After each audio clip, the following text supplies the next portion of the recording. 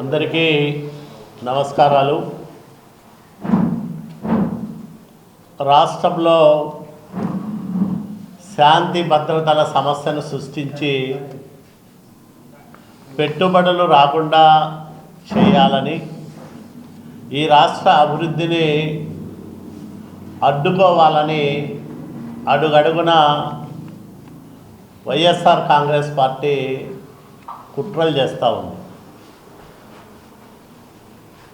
ఏడాది కాలంగా జగన్మోహన్ రెడ్డి వ్యవహార శైలి గమనిస్తే ఈ విషయం చాలా స్పష్టంగా మనకు అర్థమవుతుంది. జగన్మోహన్ రెడ్డి ఆ పార్టీ ఇచ్చిన కార్యక్రమాల్లోనే పాల్గొనడం లేదు. ఎక్కడైనా శవం ఉంటే తప్ప అక్కడికి వెళ్ళడానికి అతనికి మనసొప్పడం లేదు. శవాల చుట్టూ రాజకీయాన్ని నడిపే ప్రయత్నం చేస్తూ ఉన్నాడు. మొన్న పల్నాడులో జరిగిన ఉదంతాన్నే తీసుకుంటే, ఎప్పుడో ఏడాది కిందట చంద్రబాబు నాయుడు గారు ముఖ్యమంత్రిగా ప్రమాణ స్వీకారం చేయకముందే జగన్మోహన్ రెడ్డి మాటలు నమ్మి వైనాట్ 175 అని పదే పదే చెప్పడం వల్ల నిజంగా వైసీపీ గెలుస్తుందేమోనే నమ్మి బెట్టింగులు కాసి డబ్బులు చెల్లించలేక ఆత్మహత్య చేసుకున్న వ్యక్తికి విగ్రహం పెట్టించడం, ఆ విగ్రహావిష్కరణకు స్వయంగా ఏడాది తర్వాత జగన్మోహన్ రెడ్డి వెళ్ళడం అత్యంత సిగ్గుచేటు. ఎవరికి విగ్రహాలు పెట్టాలి, ఎవరి విగ్రహాన్ని చూసి ప్రజలు ఏమి స్ఫూర్తి పొందాలి అనే కనీస ఇంగిత జ్ఞానం కూడా లేకోకుండా జగన్మోహన్ రెడ్డి ఈ రకమైన వ్యవహారాలు నడుపుతూ ఉన్నారు. అంతకుముందేమో రౌడీ షీటర్లను, అట్లాగే నేరాలు చేసిన వాళ్ళ కుటుంబ సభ్యులను పరామర్శించడానికి పొదిలి వెళ్ళాడు. అక్కడే వైసీపీ కార్యకర్తలు శాంతి భద్రతల సమస్యను సృష్టించే కుట్రలకు దిగితే ప్రభుత్వం నిలువరించింది. పల్నాడు పర్యటనకు ముందే ప్రభుత్వం, పోలీసు శాఖ స్పష్టమైన ఆదేశాలు ఇచ్చింది.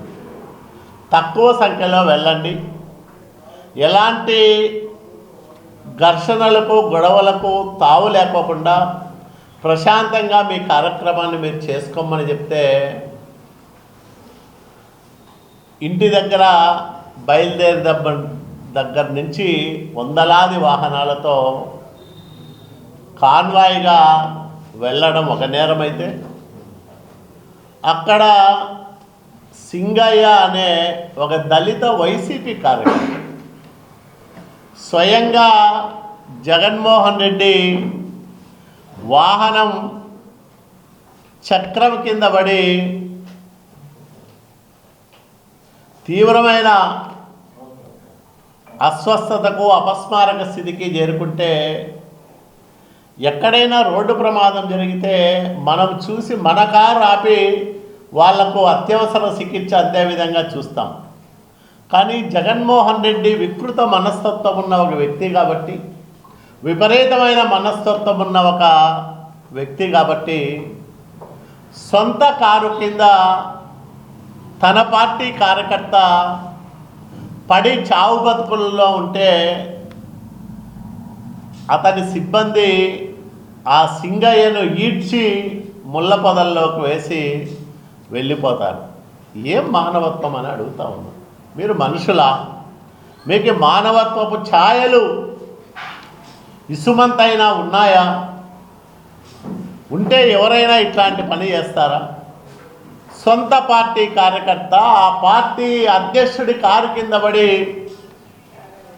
కొన ప్రాణాలతో కొట్టుమిట్టాడుతూ ఉంటే ఈడ్చి పొదల్లోకి వేసినంత రాక్షస మనస్తత్వం ఈ రాష్ట్రంలో జగన్మోహన్ రెడ్డికి తప్ప వేరే ఎవరికైనా ఉంటుందా అని నేను అడుగుతా ఉన్నాను. ఇంత దుర్మార్గం ఎప్పుడూ మనం చూడలే రాజకీయాల్లో.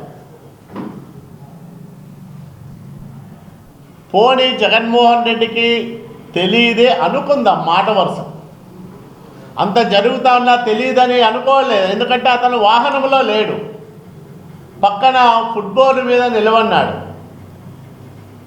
ఈడ్చేది అంతా కూడా చూడలేదని మనం అనుకోలేదు. అక్కడ చూసిన తర్వాత అయినా అతనికి అత్యవసరంగా చికిత్స అందించడానికి ఎందుకు ఆదేశించలేదు? ఎందుకు తన పార్టీ నాయకులకు కార్యకర్తలకు ఆ పని అప్పచెప్పలేదు?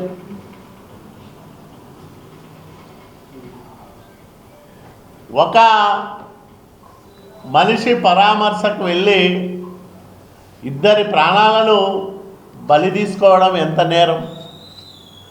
సింగయ్య మరణం వైసీపీ అధినేత జగన్మోహన్ రెడ్డి చేసిన హత్యగానే మనం పరిగణించాలి. ఖచ్చితంగా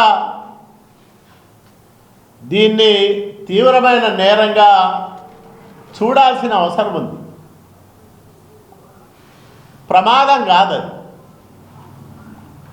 ఒక కార్యకర్త తన నాయకుడిని చూడ్డానికి వచ్చి ఆ నాయకుడి కారు కింద పడితే ఈడ్చి మొల్ల పొదల్లో వేసిపోతారంటే ఏమనాలి వీళ్ళని? పైగా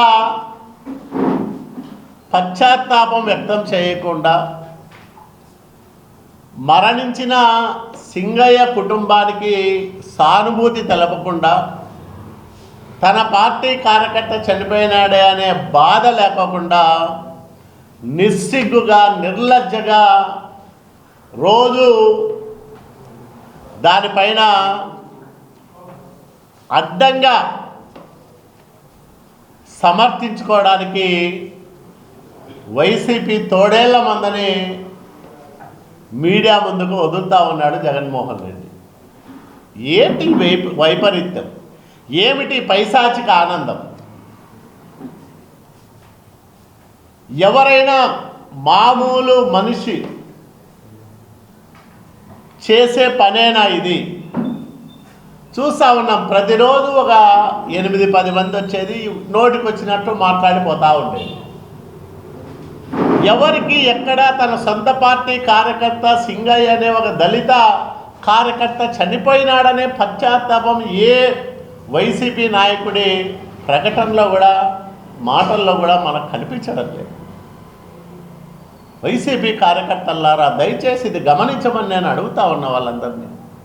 ఎవరిని నమ్ముకొని మీరు రాజకీయాల్లో పనిచేస్తున్నారో, మీ నాయకుడు, ఆ నాయకుడు జగన్మోహన్ రెడ్డి తన సొంత కారు కింద పడి మరణించిన సింగయ్య మృతి పట్ల ఈ క్షణాన్ని వరకు కూడా సంతాపం తెలపలేదు, ఆ కుటుంబాన్ని ఆదుకునే ప్రయత్నం చేయలేదు.